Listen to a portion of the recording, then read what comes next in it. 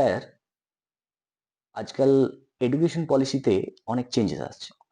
তো আমরা যারা শিক্ষা জগতের সাথে জড়িত, এই এডুকেশন পলিসি কি আমাদের কাছে অনেক ঠিক ক্লিয়ার নয়। তো এটা যদি একটু বলেন। এডুকেশন পলিসি এটা যে কোনো দেশের ক্ষেত্রে অত্যন্ত গুরুত্বপূর্ণ। আমরা যারা শিক্ষা জগতের সঙ্গে যুক্ত আছি আমরা প্রত্যেকেই জানি একটা জাতি, একটা দেশ, একটা সমাজ ততটা ভালো হবে যদি তার শিক্ষা ব্যবস্থাটা ভালো হয়।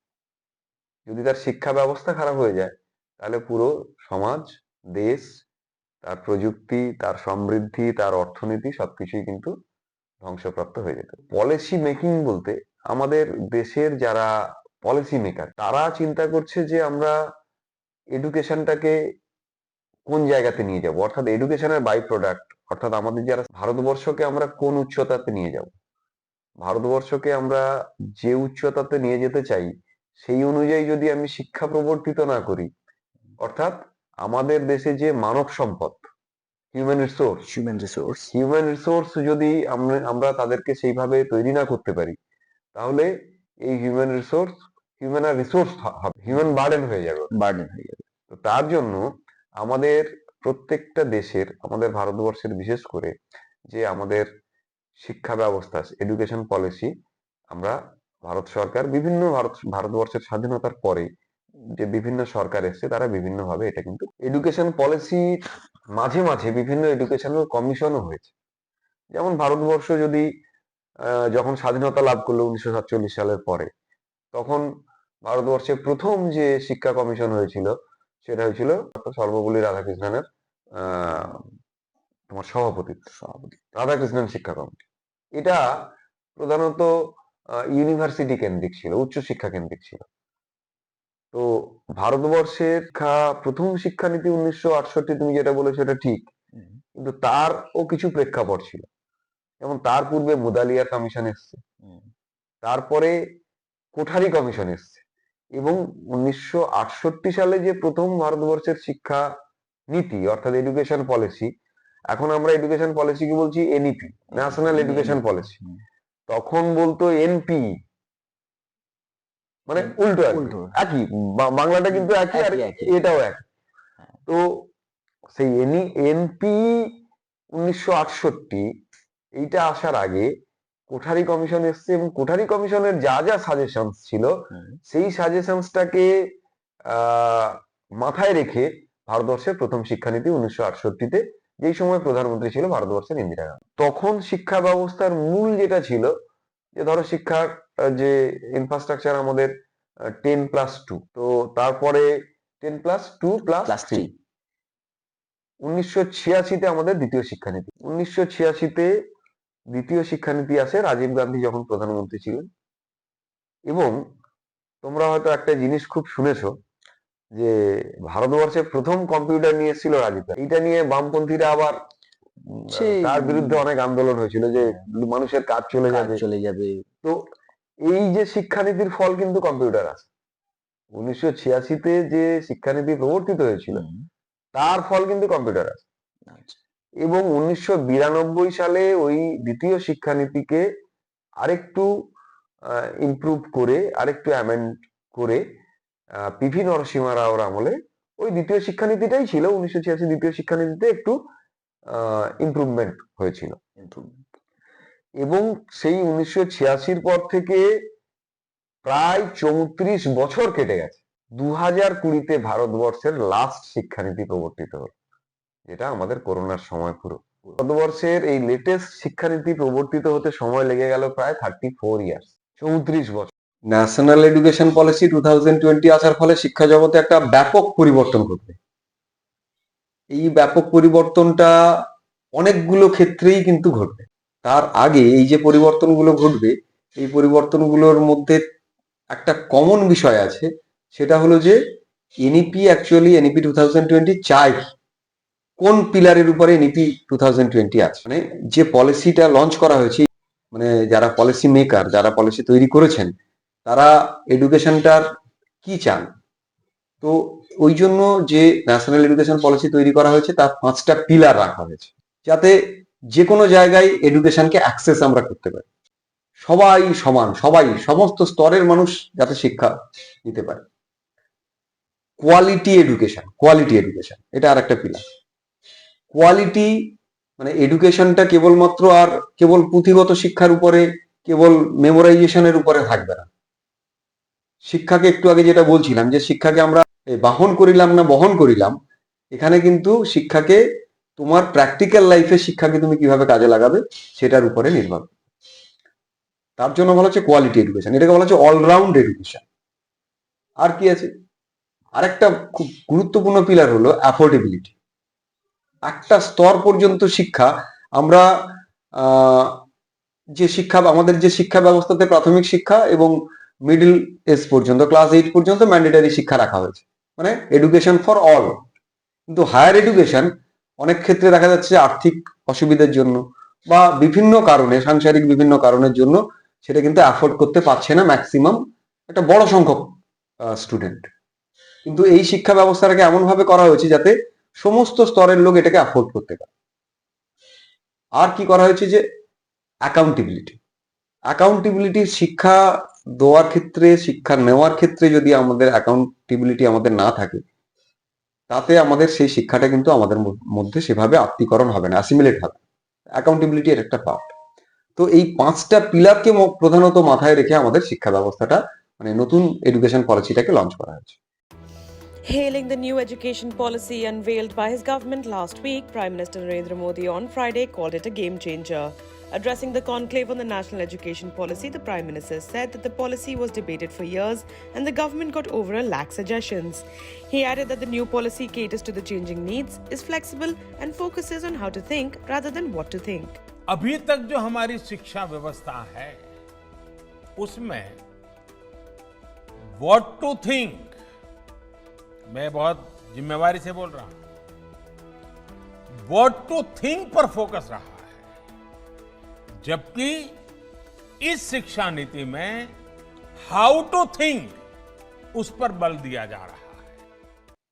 যে এখানে 5+3+3+4 মডেলে স্কুল এডুকেশনটাকে করা হয়েছে, যেটা ছিল 10+2। 10+2 মডেলটাকে চেঞ্জ করে 5+3+3+4। 5+3+3+4, 5 এর যেটাকে আমরা বলছি ফাউন্ডেশন স্টেজ, সেই ফাউন্ডেশন স্টেজের সব থেকে বড় যে পরিবর্তনটা ঘটেছে, এটা এই শিক্ষা ব্যবস্থাতে এটা অনেক আগে হওয়া উচিত ছিল। কি যে প্রি প্রাইমারিটাকে এর মধ্যে ইনক্লুড করা হয়েছে, মানে ক্লাস মানে প্রি প্রাইমারি সেকশন, মানে তার বয়স যখন 3 বছর সেই স্কুলে এন্ট্রি নিচ্ছে। এর পজিটিভ দিক কি, মানে এটা কেন দরকার? গোটা পৃথিবীতে সমস্ত এডুকেশনিস্টরা গবেষণা করে দেখেছে, সায়েন্টিস্টরা গবেষণা করে দেখেছে, শিশুদের ব্রেনের বিকাশ সেটা ছোটবেলা থেকে শুরু হয় এবং 8 বছর পর্যন্ত ম্যাক্সিমাম বিকাশটা ঘটে যায়। তাহলে আমাদের এতদিন পর্যন্ত যে এন্ট্রি এজটা ছিল 5 বা 6, তার আগেই তো ব্রেনের বিকাশ অনেকটা ঘটে গেছে, তখন সে স্কুলের বাইরে। বোঝা গেছে? তো যখনই তার ব্রেনের বিকাশ ঘটা শুরু হয়েছে তখন থেকেই যদি সে স্কুলে চলে আসে, স্কুলমুখী হয়ে যায়, স্কুলের এনভায়রনমেন্টের মধ্যে যদি আসে, তাহলে কিন্তু সে প্রথম থেকেই তার ব্রেনের বিকাশটা সঠিকভাবে ঘটবে এবং সেই ব্রেনের বিকাশের সঙ্গে সঙ্গে তার পড়াশোনাটাও অ্যাসিমিলেট হবে। এটা একটা অত্যন্ত গুরুত্বপূর্ণ ব্যাপার। এবারে আরেকটা ব্যাপার হচ্ছে যে সরকারি স্কুলগুলোর ক্ষেত্রে এর একটা প্রবলেম দেখা যায় যে যখন সে 5 বছর হচ্ছে বা 6 বছর হচ্ছে যখন সে স্কুলে এন্ট্রি নিচ্ছে, তার আগে বিভিন্ন প্রাইভেট স্কুলগুলোতে তারা বাচ্চা চলে যাচ্ছে। তার ফলে কি হচ্ছে, সরকারি স্কুলে কোয়ালিটি এডুকেশন দেওয়া সত্ত্বেও এমনি জেনারেল ছেলেরা কিন্তু সরকারি স্কুলমুখী হওয়ার প্রবণতা কমে যাচ্ছে। কিন্তু সরকারি স্কুল যদি এই নীতিটাকে অ্যাডপ্ট করে, তাহলে 3 বছর বয়স থেকেই সেই স্কুলমুখী হয়ে যাবে এবং স্কুলের সরকারি স্কুলে ছাত্রদের সংখ্যা কিন্তু বৃদ্ধি পাবে। এটা একটা অত্যন্ত গুরুত্বপূর্ণ বিষয় আমার এই নতুন শিক্ষা ব্যবস্থার ক্ষেত্রে। আর দ্বিতীয়ত কি, এটা একটা বড় পরিবর্তন। আর একদিন পর্যন্ত একটু আগে আমাকে বলছিলাম যে ভোকেশনালের উপরে এটা খুব গুরুত্ব আরোপ করা হয়েছে। ভোকেশনাল একদিন পর্যন্ত আমাদের একটা ছিল মেন স্ট্রিম এডুকেশন সিস্টেমের মধ্যে ছিল। মেন স্ট্রিমের মধ্যে ছিল না বলতে, মেন স্ট্রিমের মধ্যে ইতিহাস, ভূগোল, বাংলা এই সমস্ত ছিল, কিন্তু ভোকেশনাল একটা সাবসিডিয়ারি ব্যাপার ছিল, যে করলেও হয় না করলেও হয়। এটা ভোকেশনাল এডুকেশনটা এখন কিন্তু একদম ম্যান্ডেটরি জায়গায় চলে এসেছে, মানে এটাকে করতেই হবে। ফলে কি হচ্ছে যে ছাত্রদেরকে যদি আমরা ক্লাসিফাইড করি, একটা শ্রেণীর ছাত্রকে আমরা পাবো যারা স্টুডিয়াস, যারা পড়াশোনাতে কনসেন্ট্রেট করতে পারে। একটা শ্রেণীর ছাত্র তারা কিন্তু অতটা পড়াশুনোকে মানে প্রেফার করে না, তারা অন্য কিছুকে ভালোবাসে, অন্য তার আরো অনেক গুণ আছে। প্রত্যেক ছাত্র, প্রত্যেক মানুষের মধ্যে অনেক পজিটিভ জায়গা আছে, অনেক নেগেটিভ নেগেটিভ জায়গা আছে। এই যে যে এডুকেশন সিস্টেমের মধ্যে পুরোটাকে কাভার আপ করা হয়েছে, যে তার যে কোনো গুণকে আমরা এই এডুকেশন সিস্টেমের মধ্যে দিয়ে বিকাশ ঘটাতে পারবো। তার ফলে দেখা যাচ্ছে যে আমাদের এই যে সবাইকে প্রথাগত এডুকেশন সিস্টেম যেটা পূর্বে ছিল, তাতে একটু আগে বলছিলাম যে এমপ্লয়াবিলিটি জেনারেট হচ্ছে না। তার মূল কারণ হলো যে সবারই টেন্ডেন্সি হলো হয় মাস্টার হবে, নাহলে ডাক্তার হবে, এরকম কিছু হবে। কিন্তু সেটা তো সবার দ্বারা সম্ভব না। তার ফলে আমি যদি ভোকেশনালের মধ্যে সবাইকে ইনভলভ করিয়ে দিই, তাহলে যে ছেলেরা এই জায়গাতে পারলো না, সে ওই জায়গাতে কিন্তু কোপ আপ করে যাচ্ছে। তার ফলে সে কিন্তু একটা ইনকামের জায়গাতে চলে আসবে তার কোয়ালিটি অনুযায়ী। এটা একটা অত্যন্ত গুরুত্বপূর্ণ বিষয়। আর একটু আগে যে কথাটা বলছিলাম, টেকনোলজিকে ভীষণ ভীষণ ভাবে এর মধ্যে ব্যবহার করা হয়েছে এডুকেশনের মধ্যে। এটা মানে একটু আগে যেটা বলছিলাম যে জুম বা গুগল মিটে আমরা যেরকম ক্লাস নিতে পাচ্ছি, আমরা যেরকম মিটিং করতে পাচ্ছি, আমরা বিভিন্ন ক্লাস করতে পাচ্ছি, তেমনি এডুকেশনের ক্ষেত্রে দেখা যাচ্ছে যে সে যে প্রান্তেই থাকুক না কেন, যে কোনো অনলাইন এডুকেশন সে নিতে পারছে। এবং যে যখন ড্রপ আউট হয়ে গেছিল, বেরিয়ে গেছিল এডুকেশন সিস্টেমের বাইরে, সে আবার এডুকেশন সিস্টেমের মধ্যে আসতে পারছে, এবং ওই যে বললাম অ্যাফোর্ডেবল প্রাইসে বা ভেরি মিনিমাম প্রাইসে আসতে পারছে। তার জন্য সেন্ট্রাল গভর্নমেন্টও এটাকে ভীষণভাবে মানে গুরুত্ব দিচ্ছে এই এডুকেশন পলিসিতে। ডিজিটাল এডুকেশন, এবং এই ডিজিটাল এডুকেশনের ভেতরে যে এটা ভীষণ অ্যাফোর্ডেবল অলসো, এবং তার মধ্যে দিয়েও প্রচুর স্কিল কিন্তু ডেভেলপ করা যাচ্ছে। ফলে এখানে যে এমফাসাইজটা করা হয়েছে ডিজিটাল এডুকেশনের উপরে, এটা অত্যন্ত গুরুত্বপূর্ণ এই এডুকেশন সিস্টেম। 2020-তে যে এনইপি হলো, education policy, national education policy, তো এই এডুকেশন পলিসি আসার ফলে আমাদের শিক্ষাক্ষেত্রে কি কি পরিবর্তন? এটা অত্যন্ত গুরুত্বপূর্ণ একটা প্রশ্ন। তার আগে আমি একটু বলে দিই যে ভারতবর্ষে যখন এর আগের শিক্ষানীতিগুলো কিন্তু তুমি দেখবে দুটো কংগ্রেস গভর্নমেন্টের সময় হয়েছে, একটা ইন্দিরা গান্ধীর সময়, একটা রাজীব গান্ধীর সময়, বা সেটার ইমপ্লিমেন্ট তোমার পিভি নরসিংহ রাওর সময় হয়েছে। তো দ্বিতীয় শিক্ষানীতি হয়েছে বিজেপি গভর্নমেন্টের সময়। তো বিজেপি গভর্নমেন্ট 2014-তে যখন সরকারে এলো, তারপর থেকে চাইছিল যে একটা শিক্ষানীতি নতুন আসুক, শিক্ষানীতি আসুক। সেটা এর পেছনে কোনো রাজনৈতিক কারণ ছিল না, যুগেরই দাবি ছিল। তার কারণ কি? তার কারণ হলো গ্লোবালাইজেশন। তো সেখানে দেখা যাচ্ছে যে ভারতবর্ষের বর্তমান যে শিক্ষানীতি এতদিন ধরে চলেছে, সেই শিক্ষানীতিতে কেবলমাত্র কিছু মানে এমপ্লয়মেন্ট জেনারেশন সেরকম ভাবে হচ্ছে না, মানে বেকারত্বের সংখ্যা বাড়ছে।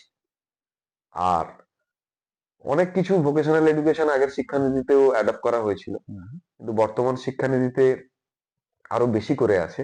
তো সরকার চাইছিল যে এমন এক ধরনের শিক্ষানীতি যেখানে ভারতবর্ষ পৃথিবীকে চ্যালেঞ্জ করতে পারে। পৃথিবীকে চ্যালেঞ্জ করতে পারে কিরকম? মানে ভারতবর্ষ দেখছি যে উন্নত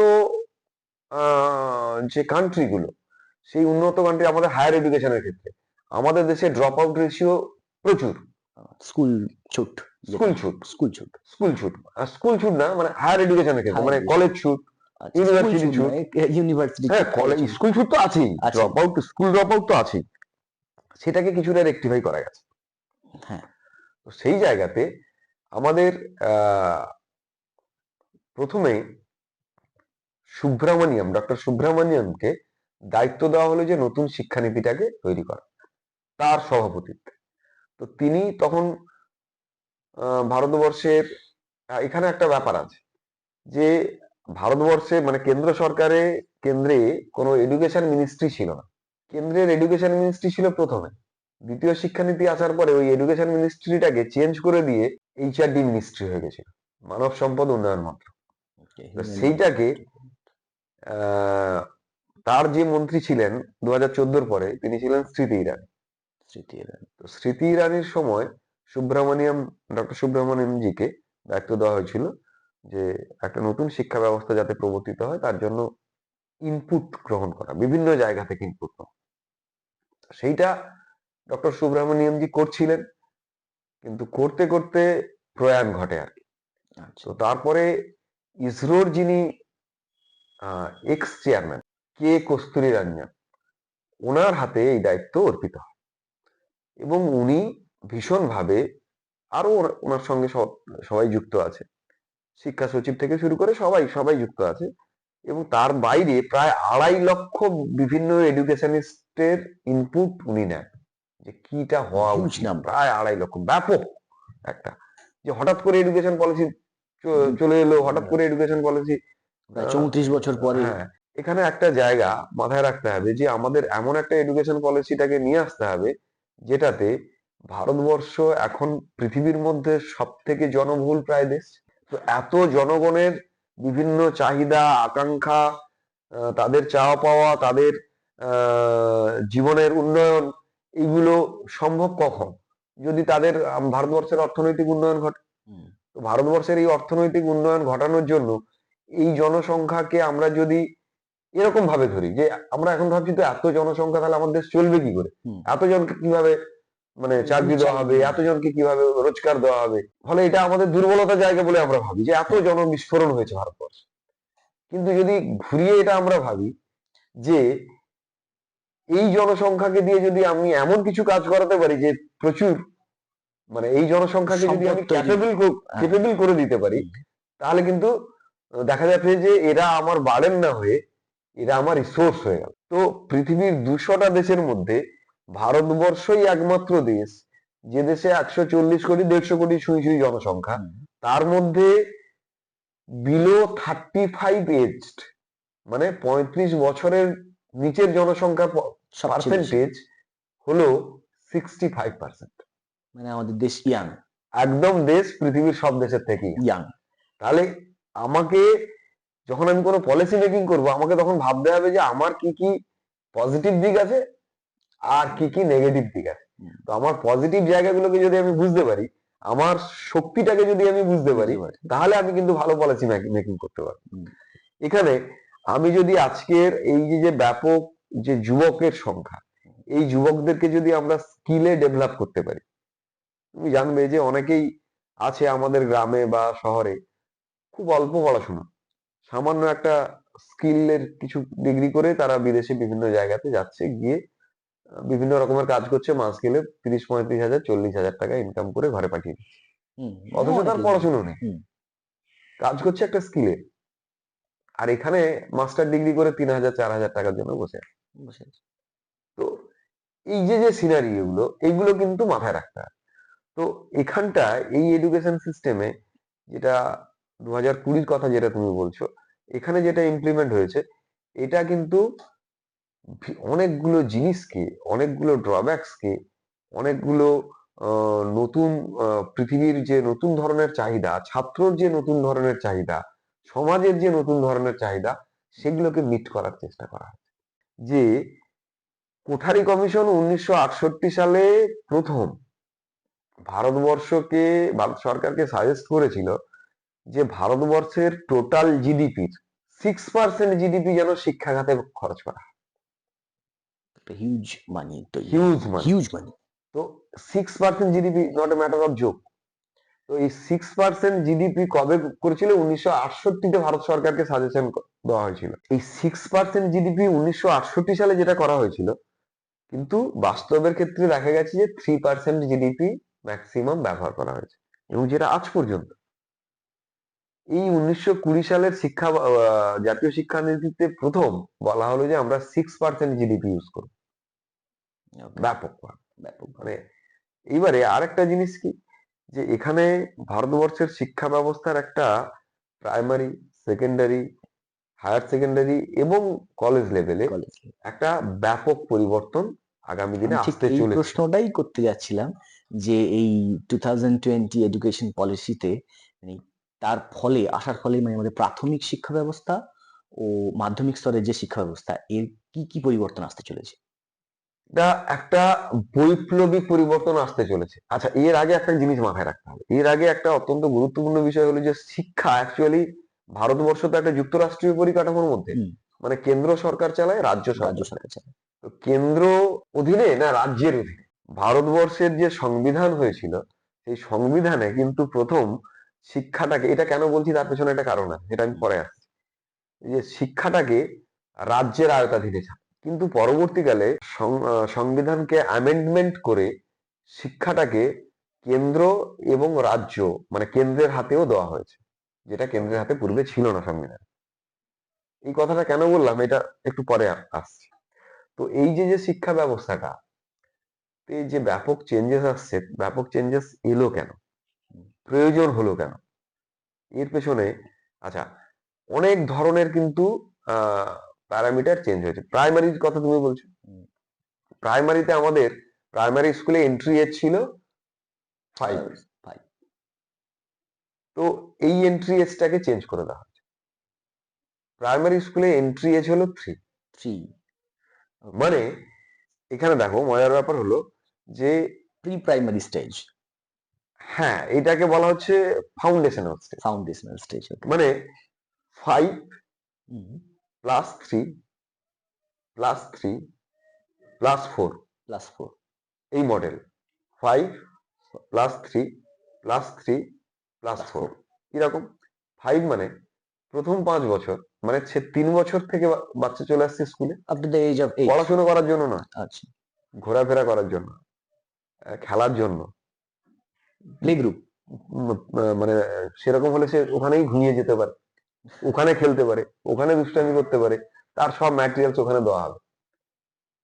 আচ্ছা, এবং কেন সেটা পরে আসছে, এই যে যে এই যে যে বলছি যে মানে ফাউন্ডেশনাল স্টেজ, এখানে এটা হলো মানে ওই যে যে 5 বছরের মধ্যে 3 বছর প্রি প্রাইমারি সেকশন হুম, আর 2 বছর 1 আর 2, আচ্ছা, এইটাকে একটা স্টেজ। তারপরে এলো 3, 4, 5, 5, পরের 3 বছর। তারপরের স্টেজটা কি 6, 7, 8, 8। বাচ্চা যখন 3 বছরে স্কুলে এন্ট্রি নিল, হুম, একটা সরকারি স্কুল এন্ট্রি যখন নিল, সে 5 বছর ওই মানে ফাউন্ডেশনাল স্টেজে ফাউন্ডেশনে যখন থাকছে। থাকলো, সেই স্কুলের সঙ্গে একদম ফ্যামিলিয়ার হয়ে গেল, তার আর স্কুলে আসার প্রতি ভয় নেই। সে তো প্রথমে স্কুলে এসেছে ওটাকে খেলার জায়গা ভেবেছে, হ্যাঁ, সে খেলছে। এবার এখানে খেলাও আবার বিভিন্ন রকমের খেলা, যেখানে তার ব্রেন স্টর্মিং হবে।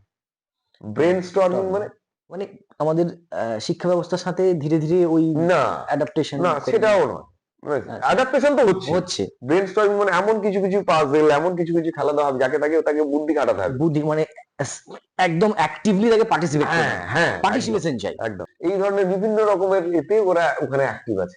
তারপর ওরা হঠাৎ ইচ্ছে হলো ঘুমিয়ে যাবো, ঘুমিয়ে গেল, বিছানা বিছানাও থাকবে ওখানটা আগামী দিনের মধ্যে। আচ্ছা, হ্যাঁ, কেউ ওকে পড়ার কথা বলবে না, কিন্তু কোনো মাস্টার মশাই ওকে পড়ার কথাই বলবে না।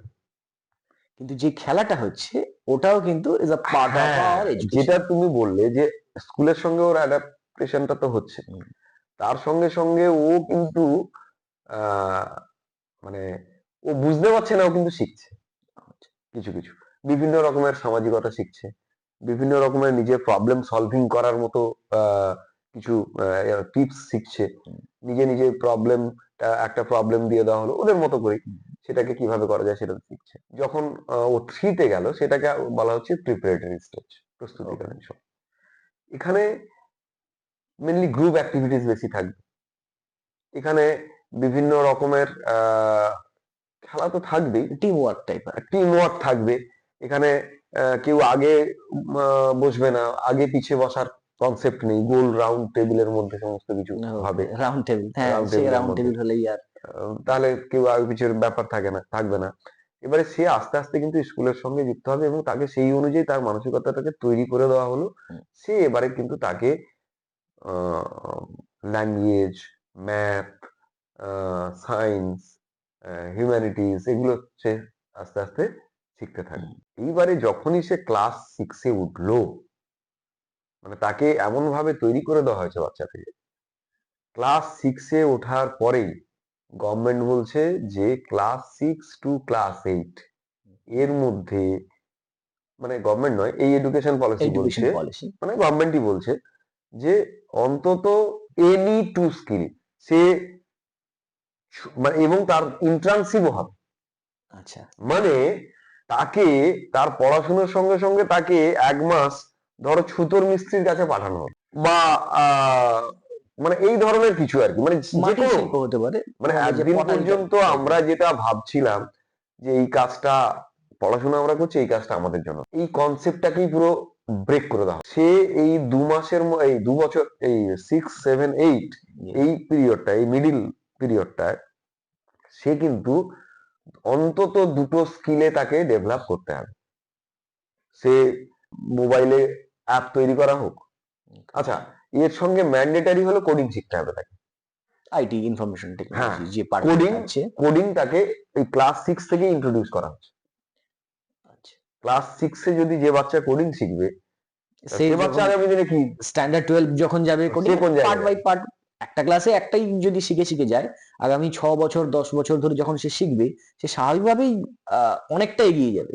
যে যে ক্যারিকুলাম তৈরি হবে, এই ক্যারিকুলাম মানে এটা তৈরি করবে ন্যাশনাল ক্যারিকুলাম ফ্রেমওয়ার্ক বলা হয়, এনসিএফ। এনসিএফ, এনসিএফটা followed by NEP. NEP. NEP আগে লক্ষ্য স্থির করলো যে আমি এইরকম এডুকেশন চাই, আমার এই আউটপুট চাই, সেই অনুযায়ী ক্যারিকুলাম তৈরি হয়।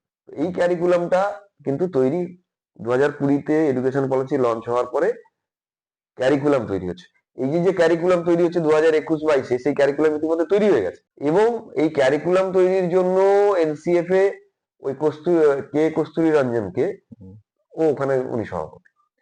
এইবারে যখন 9-10-এ উঠে গেল, মাধ্যমিক কনসেপ্টটা থাকবে না।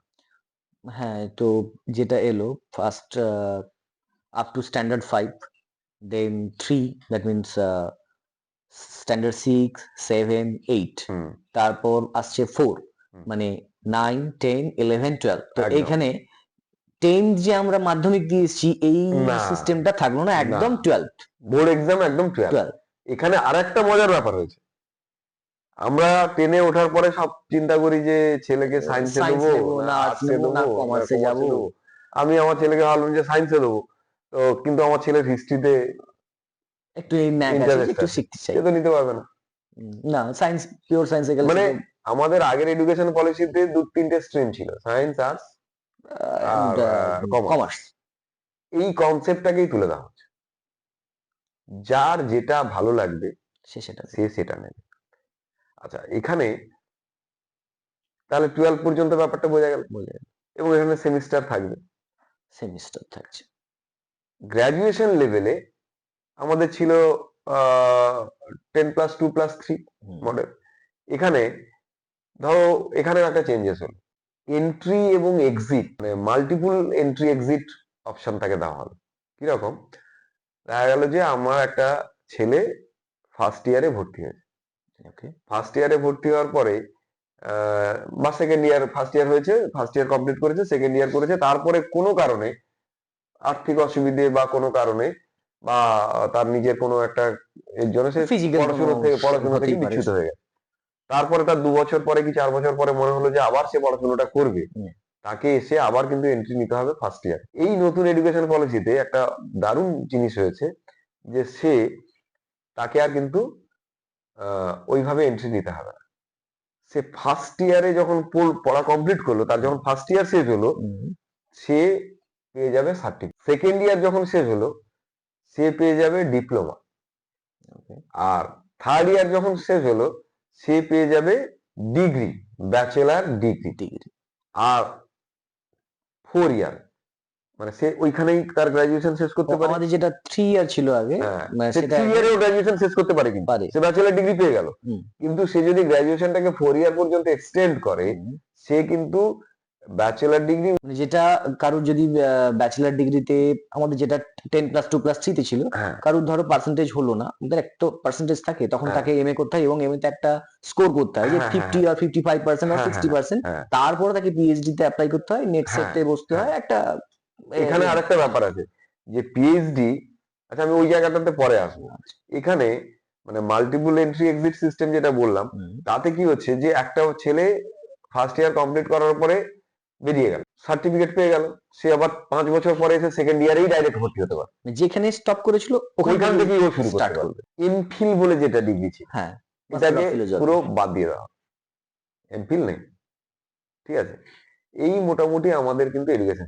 এবারে আরো কত এখানে এমফেসাইজ করা হয়েছে কোন কোন জায়গাগুলোতে এমফেসাইজ করা হয়েছে যে দেখো এখন ইন্টারনেট তো প্রত্যেক বাড়িতে বাড়িতে বাড়িতে, হাতে কোনায় হাতে। কোনায়।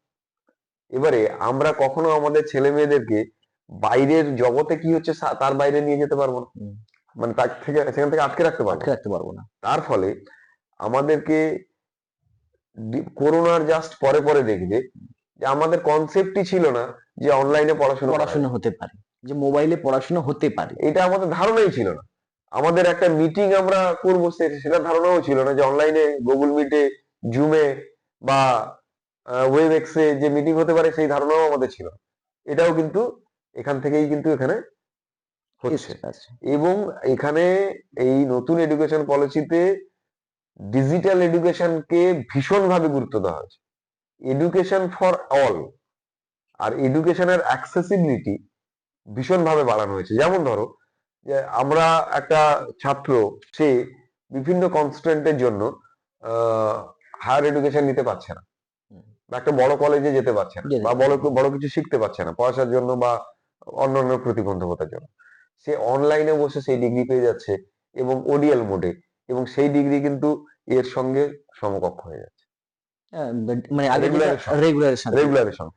এবং সব থেকে বড় কথা হলো যে কারুর যদি শিক্ষা নেওয়ার মানসিকতা থাকে, সে যে কোনো জায়গায় বসে যে কোনো ডিগ্রি করতে পারে এবং সে তার নিজের স্কিলকে ডেভেলপ করতে পারে। এটা ভীষণভাবে এর উপরে এমফাসাইজ করা হচ্ছে। এটা খুব ভালো। আর আর স্কিলের উপরে বারবার যে কথাটা বলছি, যে স্কিলের উপরে ভীষণভাবে এই প্রথাগত এডুকেশন সিস্টেমকে ব্রেক করার জন্য আজকে দেখা যাচ্ছে যে হয়তো তোমরা ইংলিশে মাস্টার ডিগ্রি করেছো, কিন্তু তোমাকে যদি আমি প্রশ্ন করি পারো কি, আমি তো করতে পারো কি, তুমি কি কি করতে পারো, সেরকম কিছুই নেই বলতে গেলে, যে মানে হাতের কাজ বলতে গেলে তেমন কিছুই নেই, জানি না। তোমার কোনো ক্যাপাবিলিটি তো তৈরি হয়নি, স্কিলই তো তৈরি হয়নি। হ্যাঁ, পুঁথিগত বিদ্যা ছাড়া তেমন। তাহলে ওই বিদ্যাটা, আমাদের একটা কথা আছে না, শিক্ষাকে আমরা বাহন করিলাম। যে শিক্ষা তুমি অর্জন করেছো সেই শিক্ষাকে যদি তোমার নিজের জীবনে তুমি কাজে লাগাতে না পারো, তাহলে সেই শিক্ষা অর্থহীন হয়ে যাবে, তার বোঝা আমরা বয়ে বেড়াবো, তাহলে বোঝা বয়ে বেড়াতে হবে।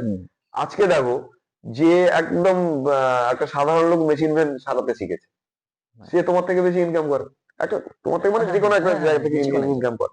তার মূল কারণ হলো সে স্কিলড, একটা চাষি, সে অবশ্যই স্কিলড, সে সেখান থেকে ইনকাম করে। তাহলে তোমাকে স্কিলড হতে হবে। এখন গভর্নমেন্টের টেন্ডেন্সি হলো, নতুন এডুকেশন পলিসির কথা হলো যে আগামী দিনে আর চাকরি, এত সরকারি চাকরি আর থাকবে না। তো তুমি যদি স্কিল হও, দেখো পৃথিবীর 200টা দেশে আমাদের ছেলে মেয়েরা চলে যাবে, সেখান থেকে প্রচুর অর্থ ইনকাম করে আসবে, শুধু স্কিলটা থাকতে হবে।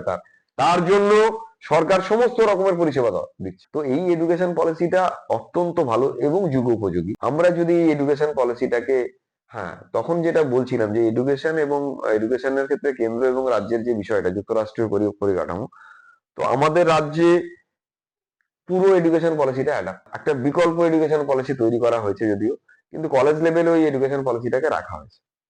আমাদের এখানে মাধ্যমিক রাখা হয়েছে, মানে নতুন এডুকেশন পলিসি কোনো রাজ্যকে ফোর্স করতে পারবে না যে তোমাকে এটা রাখতে হবে। তো প্রথমেই কর্ণাটক কিন্তু এই এডুকেশন পলিসি নিয়েছে, তারপরে মধ্যপ্রদেশ, এখন প্রায় অনেক স্টেটই নিয়েছে, কারণ শিক্ষা গোটা ভারতবর্ষের একই হবে। যদি না হয় তাহলে আমরা গ্লোবাল চ্যালেঞ্জেসকে মিট করতে পারবো না।